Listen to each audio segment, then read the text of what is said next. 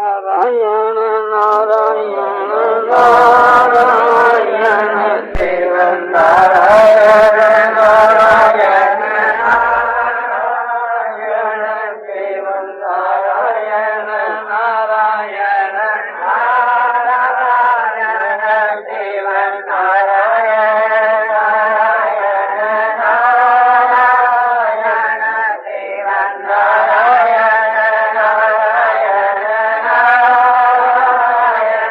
शिव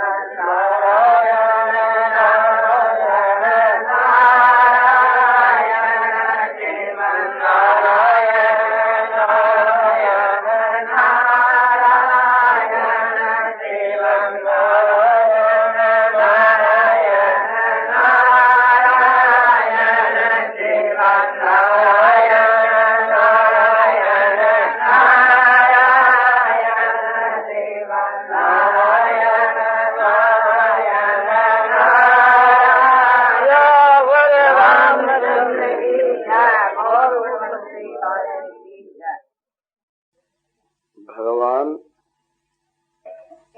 निर्गुण है या सगुण, कैसे हैं, क्या हैं? निर्गुण सगुण दोनों से परे हैं, दोनों में हैं। ये असल में भगवान ही जानते हैं। इतना कुछ हम भगवान के संबंध में कहते हैं, ये सब सत्पुरुषों के द्वारा सुनी हुई मानी हुई जो बातें हैं उन्हीं का अनुवाद करते हैं। और एक दृष्टि से भगवान का सारा वर्णन जो कुछ भी होता है वो भगवान का वर्णन नहीं होता, और दूसरी दृष्टि से हम जो कुछ कहते हैं सारा वर्णन भगवान का ही होता है। जब भगवान के सिवा कोई वस्तु नहीं, तो भगवान के जिस रूप को जो कोई भी जैसे भी माने कहे वो वर्णन भगवान का ही है। और जो वर्णन में आने वाली वस्तु नहीं, वाणी की तो बात बहुत अलग रही, बुद्धि भी जिसको दूर से देखती है, जिसका पूरा स्वरूप बुद्धि में नहीं आ सकता, उसके लिए जो कुछ कहा जाए वही ठीक है, ये नहीं कहा जा सकता। ये जितने भी महात्माओं की वाणियां हैं ये सब के सब ठीक है। ये क्या है? ये मार्ग का वर्णन है। भगवान के द्वार तक बुद्धि पहुंचती है। इंद्रियाणि परान्याहु इंद्रियेभ्यः परम मनः मनसस्तु परा बुद्धि यो बुद्धि परतस्तु सह। रथ में सवार होकर चला रथी। अब रथ है, रथ में घोड़े हैं, घोड़ों पर लगाम है, लगाम को हाथ में लिए हुए सारथी है और गाड़ी चल रही है।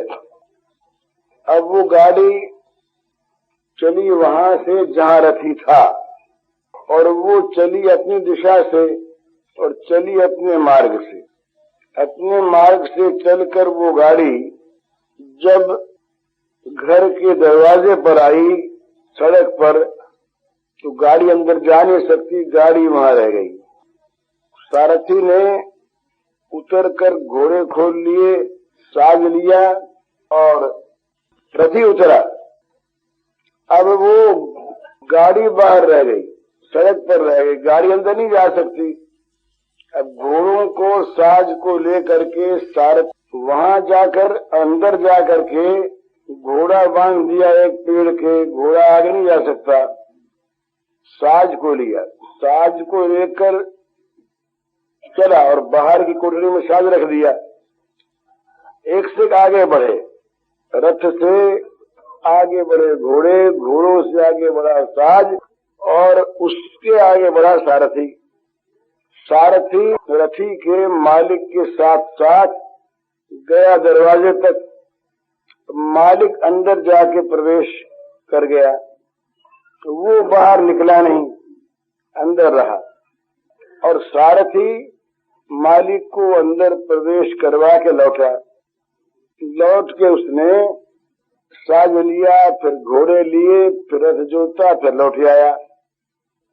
इसी प्रकार दूसरा, तीसरा, चौथा, पांचवा अनेकों रथी अपने अपने स्थान से, अपनी अपनी दिशा से, अपने अपने मार्ग से आए और आए तो वो जिस मकान में घुसे वो मकान चारों तरफ से भिन्न भिन्न आकारों वाला, भिन्न भिन्न प्रकार के दरवाजों वाला, अलग अलग वो दृश्यों वाला था।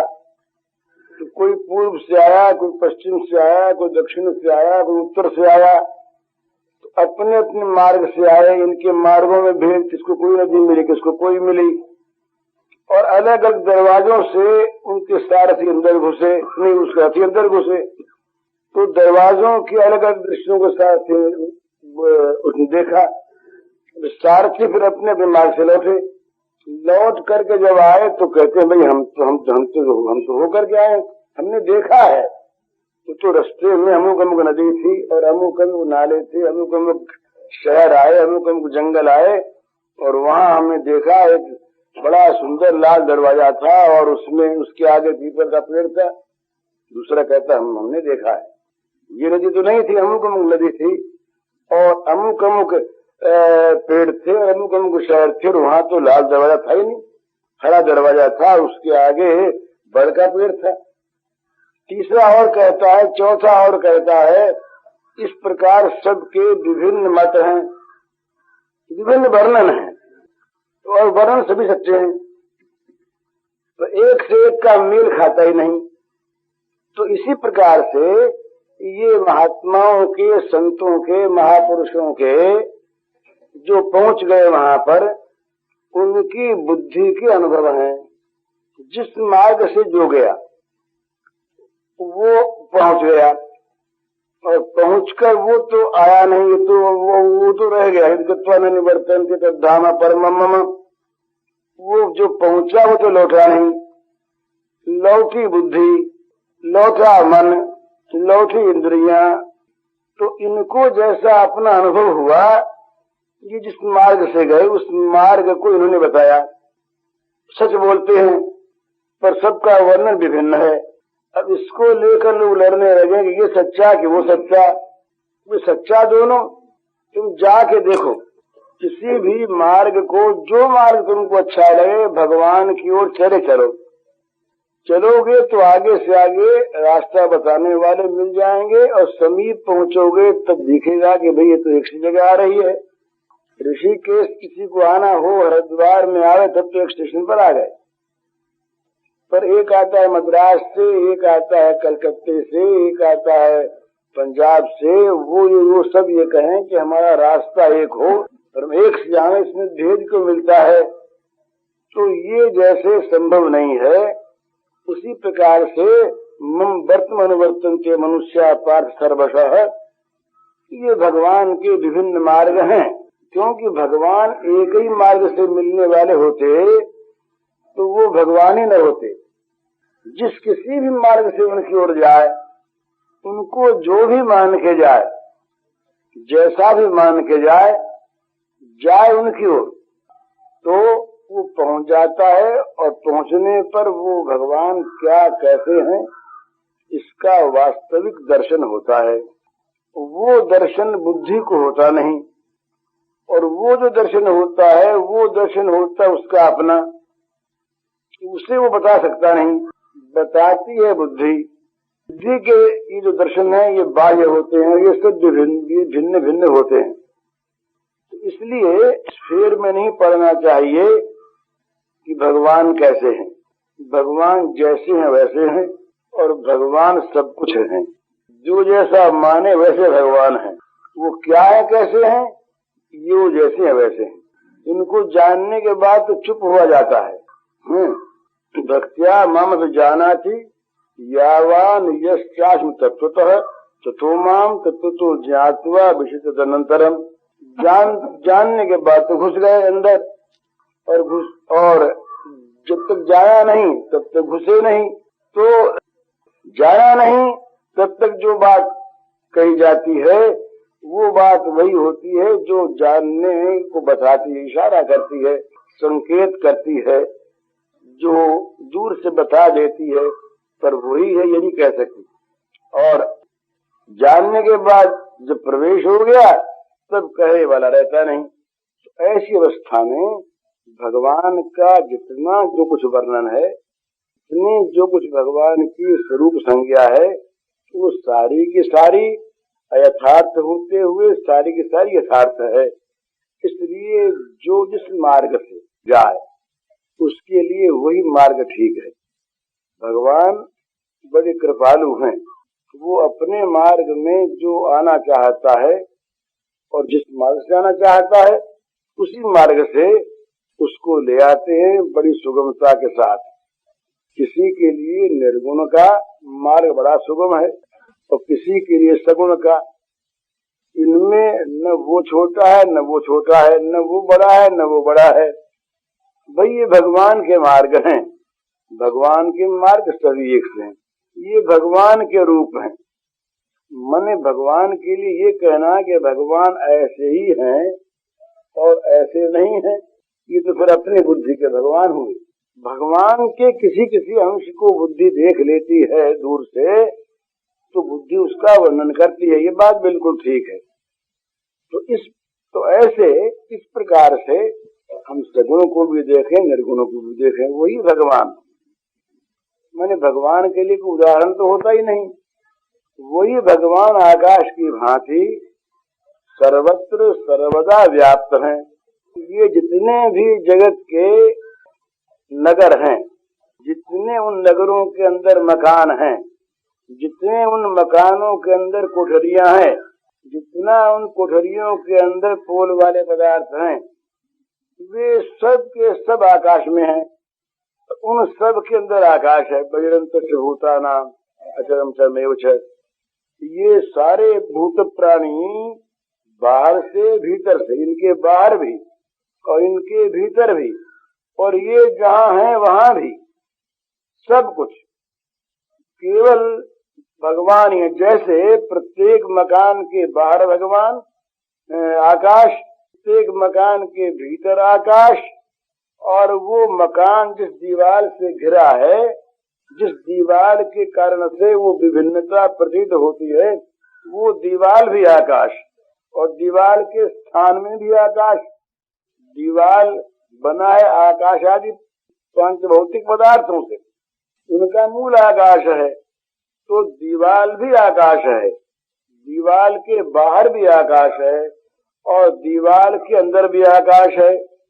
पर दीवार के घेरे में जो घिर गया थोड़ा सा आकाश का सनातन अंश, वहां एक प्रकार की घेरे में घिरते ही एक ऐसी वृत्ति उत्पन्न हो गई, एक ऐसा अहम उत्पन्न हो गया कि मेरा नाम सत्संग भवन और मैं इतना बड़ा। तो वहां नाम और रूप ये जो उसके बने, उस आंशिक आकाश के उस नाम और रूप में उसने अपने को मान लिया और अपने को मान कर कहने लगा मैं सत्संग भवन हूँ। और स्वरूप क्या है वो, और तो कोई स्वरूप रहा नहीं, आकाश तो जैसा का तैसा। तो दीवार को माना अपना स्वरूप, दीवार को माना अपना स्वरूप। अब दीवार कहीं अच्छी है, कहीं बुरी, कहीं सोने की, कहीं मिट्टी की, कैसी, पर वो दीवार में जब हम भाव आ गया घेरे में घिरे हुए उस आकाश के उसका, तो दीवार में ये मैं कौन, तुम बोले ये दीवार जो है ये मैं। अब दीवार पर किसी ने थूका, भाई बोले मुझ पर थूक दिया। दीवार पर किसी ने सफाई की तो ये बड़ा अच्छा आदमी है, भाई देखो इसने हमारी सेवा की। इस प्रकार से दीवार के साथ अहम को लगाया और अपने को अलग मान लिया।